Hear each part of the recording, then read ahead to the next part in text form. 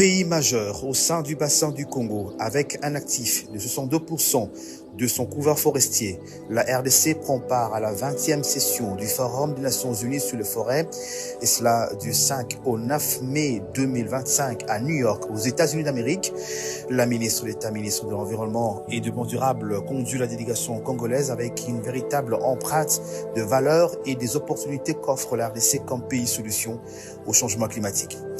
Zeïba Massoudi a justement, au cours de sa déclaration dans ce forum, rappelé ce que représente le pays au regard de ses ressources environnementales, notamment forestières. Un potentiel environnemental pour lequel la RDC mesure sa responsabilité pour sauver l'humanité, mais aussi s'est engagé dans différents programmes et processus initiés par le président de la République Félix-Antoine Tshisekedi, sous la conduite de la Première ministre Judith Suminwa-Tuluka, pour sa préservation au profit des populations autochtones, notamment le projet Couloir Vert Kivu-Kinshasa.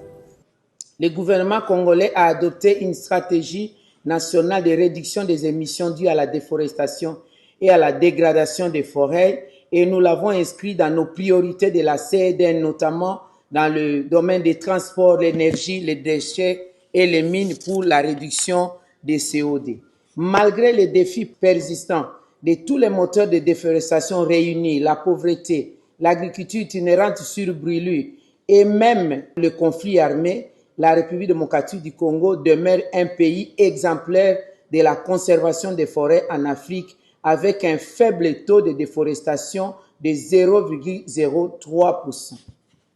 Et face à certaines menaces de déforestation, le gouvernement congolais a mis en place plusieurs programmes de gestion durable des forêts, et le meilleur programme qui existe aujourd'hui, c'est le couloir vert initié par le chef de l'État, son Excellence Félix-Antoine Tshisekedi, qui va préserver plus de 550 000 km². Et les forêts primaires, ça sera 285 000 km², ainsi que 600 000 km de tourbières intactes.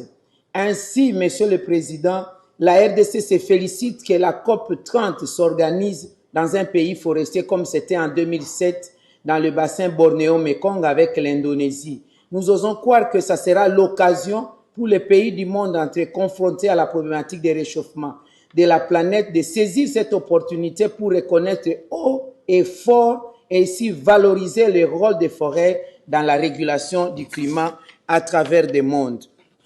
À la COP 30, la RDC va partager une expérience innovante de paiement des services environnementaux en vue d'encourager les communautés locales, y compris les peuples autochtones. Ceci en plus de l'expérience de marché carbone qui aide les populations aujourd'hui. Le Forum des Nations Unies sur les forêts est une commission fonctionnelle du Conseil économique et social de l'ONU à composition universelle. Créée en 2000, cette commission a posé plusieurs jalons, notamment le premier instrument des Nations Unies sur les forêts en 2007, le réseau mondial de facilitation du financement forestier en 2015 et l'adoption du premier plan stratégique Nations Unies pour les forêts 2030.